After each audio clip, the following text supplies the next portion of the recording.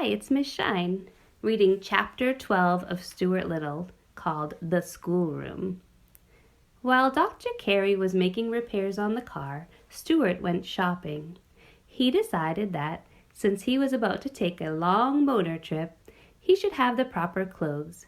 He went to the doll shop, where they had things that were the right size for him, and outfitted himself completely with new luggage, suits, shirts, and accessories. He charged everything and was well pleased with his purchase. That night he slept at the doctor's apartment. The next morning, Stuart started early to avoid traffic. He thought it would be a good idea to get out on the road before there were too many cars and trucks. He drove through Central Park to 100th and 10th Street, then over to the West Side Highway, then north to the Sawmill River Parkway. The car ran beautifully, and although people were inclined to stare at him, Stuart didn't mind. He was very careful not to press the button, which had caused so much trouble the day before. He made up his mind that he would never use that button again. Just as the sun was coming up, Stuart saw a man seated in thought by the side of the road. Stuart steered his car alongside, stopped, and put his head out. "You're worried about something, aren't you?" asked Stuart. "Yes, I am," said the man, who was tall and mild. "Can I help you in any way?" Stuart asked in a friendly voice. The man shook his head. "It's an impossible situation, I guess," he replied. "You see, I'm the superintendent of schools in this town." "That's not an impossible situation," said Stuart. "It's bad, but it's not impossible." "Well," continued the man, "I've always got problems that I can't solve. Today, for instance, one of my teachers is sick. Miss Gunderson, her name is. She teaches number 7 school. I've got to find a substitute for her, a teacher who will take her place." "What's the matter with her?" asked Stuart. "I don't know exactly. The doctor says she may have rhinestones," replied the superintendent. "Can you find another teacher?" asked Stuart. "No, that's the trouble. There's nobody in this town who knows anything. No spare teachers, no anything. School is supposed to begin in an hour." "I will be glad to take Miss Gunderson's place for a day, if you'd like," suggested Stuart agreeably. The superintendent of schools looked up. "Really?" "Certainly," said Stuart. "Glad to." He opened the door of the little car and stepped out. Walking around to the rear, he opened the baggage compartment and took out his suitcase.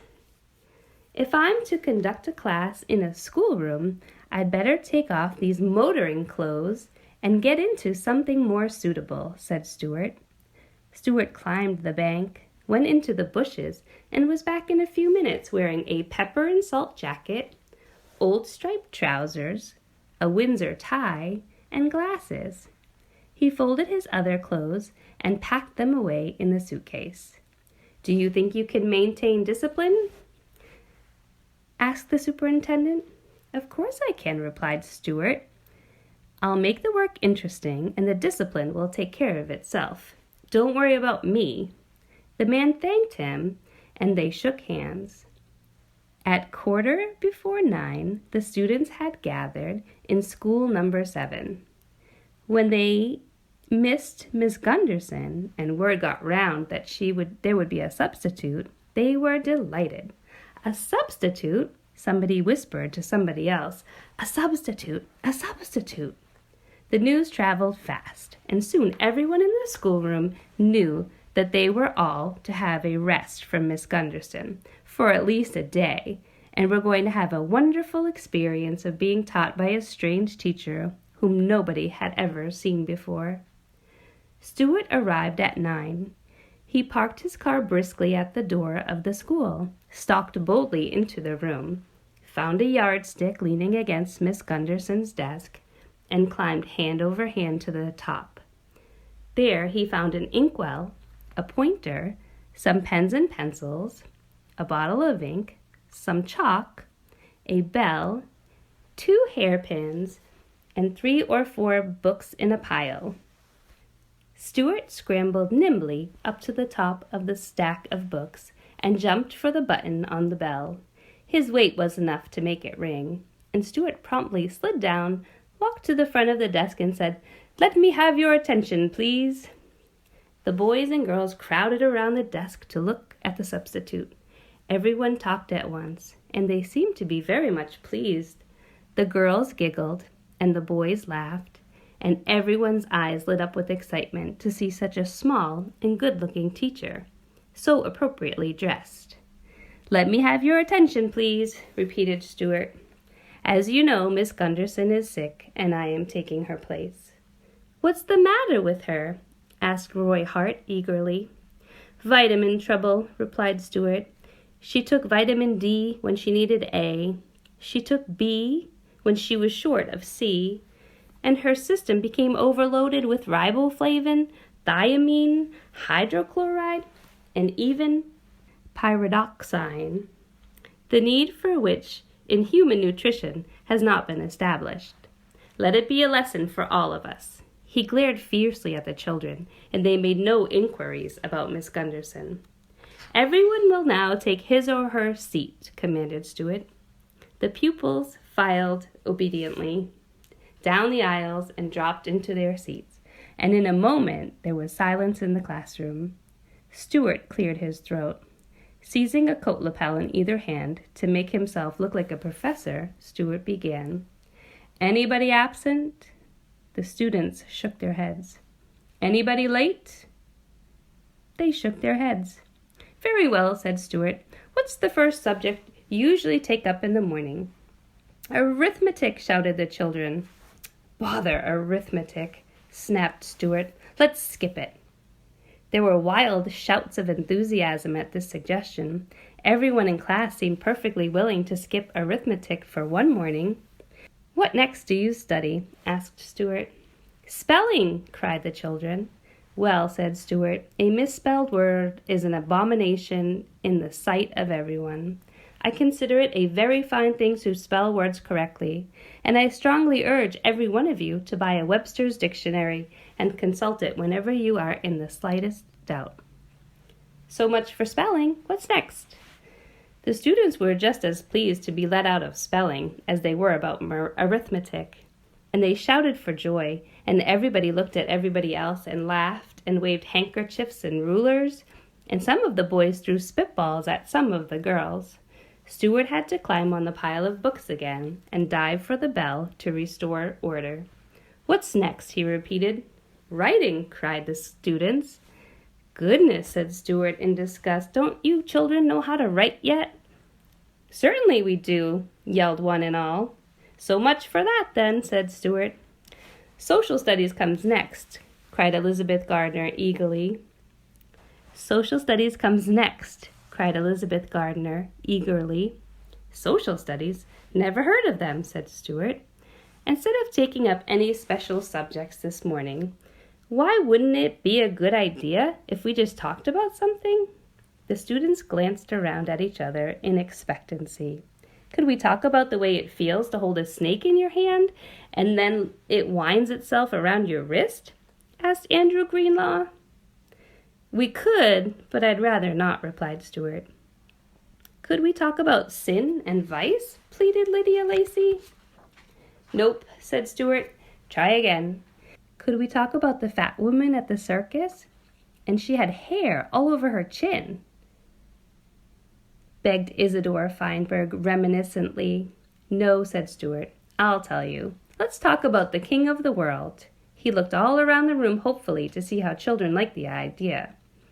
"There isn't any king of the world," said Harry Jamieson in disgust. "What's the diff?" said Stuart. There ought to be one." "Kings are old-fashioned," said Harry. "Well, all right then. Let's talk about the chairman of the world. The world gets into a lot of trouble because it has no chairman. I would like to be the chairman of the world myself." "You're too small," said Mary Bendix. "Oh, fish feathers," said Stuart. "Size has nothing to do with it. It's temperament and ability that count. The chairman has to have the ability, and he must know what's important. How many of you know what's important?" Up went all the hands. "Very good," said Stuart, cocking one leg across the other and shoving his hands into his pocket. "Henry Rackmeyer, you tell us what is important." A shaft of sunlight at the end of a dark room, a note in music, and the way the back of a baby's neck smells if its mother keeps it tidy, answered Henry. "Correct," said Stuart.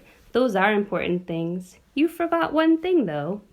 "Mary Bendix, what did Henry Rackmeyer forget?" "He forgot ice cream with chocolate sauce on it," said Mary quickly. "Exactly," said Stuart. "Ice cream is important. Well, now, if I'm going to be the chairman of the world this morning, we've got to have some rules. Otherwise, it will be too confusing, with everyone running every which way and helping himself to things and nobody behaving. We've got to have some laws if we're going to play this game. Can anybody suggest any good laws for the world?" Albert Fernstrom raised his hand. "Don't eat mushrooms. They might be toadstools," suggested Albert. "That's not a law," said Stuart. "That's merely a bit of friendly advice." "Very good advice, Albert, but advice and laws are not the same. Law is much more solemn than advice. Law is extremely solemn. Anybody else think of a law for the world?" "Nix on swiping anything," suggested John Poldowski solemnly. "Very good," said Stuart. "Good law. Never poison anything but rats," said Anthony Brindisi. "That's no good," said Stuart. "It's unfair to rats. A law has to be fair to everybody." Anthony looked sulky. "But rats are unfair to us," he said. "Rats are objectionable." "I know they are," said Stuart, "but from a rat's point of view, poison is objectionable. A chairman has to see all sides to a problem." "Have you got a rat's point of view?" asked Anthony. "You look a little like a rat." "No," replied Stuart. "I have more the point of view of a mouse, which is very different. I see things whole. It's obvious to me that rats are underprivileged. They've never been able to get out in the open." "Rats don't like the open," said Agnes Beretska. "That's because whenever they come out, somebody socks them. Rats might like the open if they were allowed to use it." "Any other ideas for laws?" Agnes Beretska raised her hand. "There ought to be a law against fighting." "Impractical," said Stuart. "Men like to fight." "But you're getting warm, Agnes." "No scrapping?" asked Agnes timidly. Stuart shook his head. "Absolutely no being mean," suggested Mildred Hoffenstein. "Very fine law," said Stuart. "When I'm a chairman, anybody who is mean to anybody else is going to catch it." "That won't work," remarked Herbert Pendergast. "Some people are just naturally mean." "Albert Fernstrom is always being mean to me." "I'm not saying it'll work," said Stuart. "It's a good law, and we'll give it a try." "We'll give it a try here and now. Somebody do something mean to somebody. Harry Jameson, you be mean to Catherine Stableford." "Wait a minute now. What's that you've got in your hand, Catherine?" "It's a tiny pillow stuffed with sweet balsam. Does it say, 'For you I pine, for you I balsam' on it?" "Yes," said Catherine. "Do you love it very much?" asked Stuart. "Yes, I do," said Catherine. "Okay, Harry, grab it and take it away." Harry ran over to where Catherine sat, grabbed a little pillow from her hand, and ran back to his seat, while Catherine screamed. "Now then," said Stuart in a fierce voice. "Hold on, my good people, while your chairman consults the book of rules." He pretended to thumb through a book. "Here we are. Page 492, absolutely no being mean. Page 560, nix on swiping anything." Harry Jameson had broken 2 laws, the law against being mean and the law against swiping. Let's get Harry and set him back before he becomes so mean people will hardly recognize him anymore. Come on!" Stuart ran for the yardstick and slid down, like a fireman coming down a pole in a firehouse. He ran toward Harry, and the other children jumped up from their seats and raced up and down the aisles and crowded around Harry, while Stuart demanded that he give up the little pillow. Harry looked frightened, although he knew it was just a test. He gave Catherine the pillow. "There, it worked pretty well," said Stuart.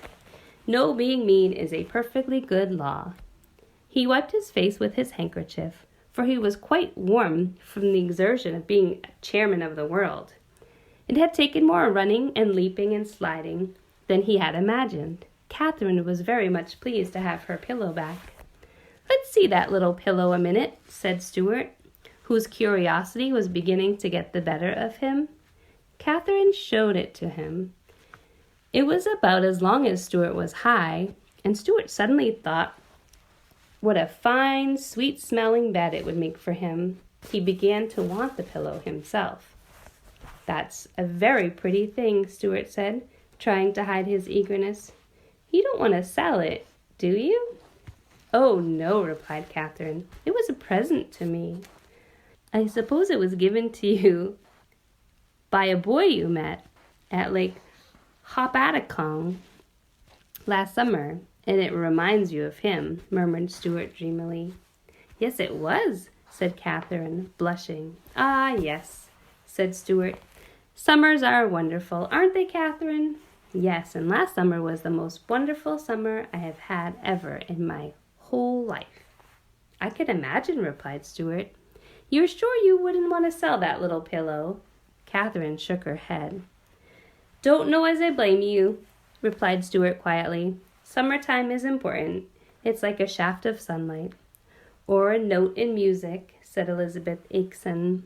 "Or the way the back of a baby's neck smells, if its mother keeps it tidy," said Marilyn Roberts.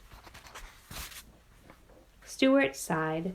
"Never forget your summer times, my dears," he said. "Well, I have to be getting along. It's been a pleasure to know you all. Class is dismissed." Stuart strode rapidly to the door, climbed into the car, and with a final wave of the hand, drove off in a northerly direction, while the children raced alongside and screamed, "Goodbye! Goodbye! Goodbye!" They all wished they could have a substitute every day instead of Miss Gunderson.